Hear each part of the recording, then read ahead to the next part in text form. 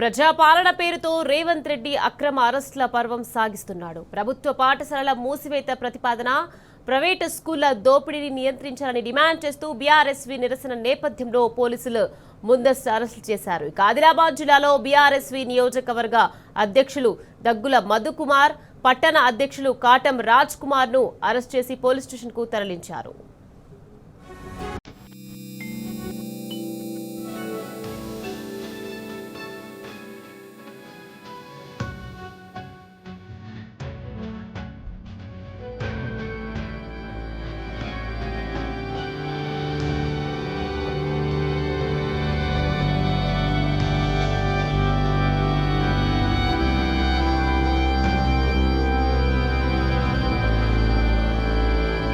ఇక ఇదే అంశానికి సంబంధించి మరింత సమాచారాన్ని మా ప్రతినిధి రాజు మనకు ఫోన్ లైన్ లో అందించేందుకు సిద్ధంగా ఉన్నారు. రాజు, చెప్పండి, ప్రశ్నించే గొంతుకలను ఎక్కడికక్కడ అణచివేయాలని చూస్తోంది రేవంత్ ప్రభుత్వం.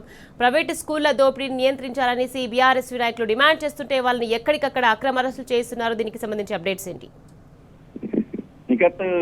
ఈ కాంగ్రెస్ ప్రభుత్వ హయాంలో ప్రశ్నించే వారితో పాటు ప్రతిపక్ష నాయకులను, అలాగే విద్యార్థి నాయకులు ఎక్కడెక్కడే వాళ్ళని అక్రమ అరెస్టులు చేస్తూ వారి గొంతును నొక్కే ప్రయత్నం చేస్తున్నారు.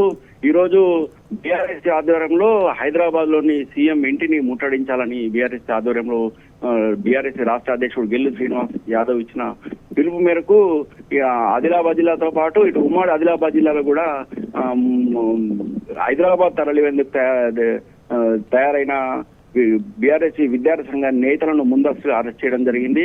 అర్ధరాత్రి నుంచి కూడా అరెస్టులు కొనసాగుతున్నాయి. ఇటు ఆదిలాబాద్ జిల్లాతో పాటు నిర్మల్ జిల్లా, ఇటు ఆసిఫాబాద్ జిల్లా, మంచిర్యాల జిల్లాలో ఎక్కడికక్కడే విద్యార్థి నాయకులను అక్రమంగా ముందస్తు అరెస్ట్ చేయడం జరిగింది. మంచిర్యాలలోని నస్పూర్ పోలీస్ స్టేషన్ పరిధిలో అర్ధరాత్రి సమయంలో బీఆర్ఎస్ సంబంధించిన నాయకులు మధుతో పాటు ఇతర నాయకులను అక్రమంగా ముందస్తు అరెస్ట్ చేసి నస్పూర్ పోలీస్ స్టేషన్ ను తరలించడం జరిగింది.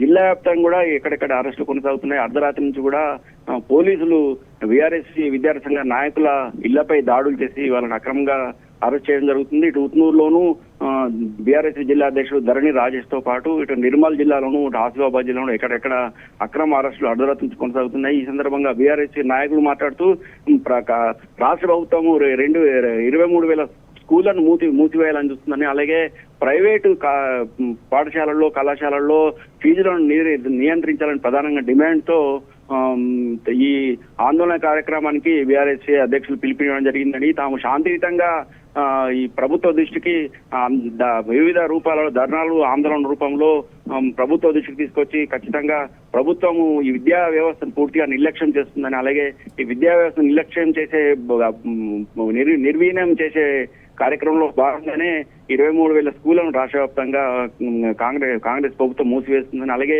ఇటు ప్రైవేటు స్కూళ్లలో ఫీజులు నియంత్రించడంలో పూర్తిగా కాంగ్రెస్ ప్రభుత్వం విఫలమైందని ప్రధానంగా బీఆర్ఎస్ నాయకులు ఆరోపిస్తున్నారు. ఇప్పటికైనా ప్రభుత్వం పూర్తిగా విద్యా వ్యవస్థపై ప్రక్షాళన చేయాలని, విద్యా వ్యవస్థను పూర్తిగా ప్రక్షాళన చేయడంతో పాటు విద్యా వ్యవస్థ అత్యంత ప్రాధాన్యత ఇవ్వాలని, ప్రభుత్వ పాఠశాలను యథావిధిగా నడిపించాలని ప్రధానంగా డిమాండ్ చేయడం జరిగింది. Right, thank you Raju.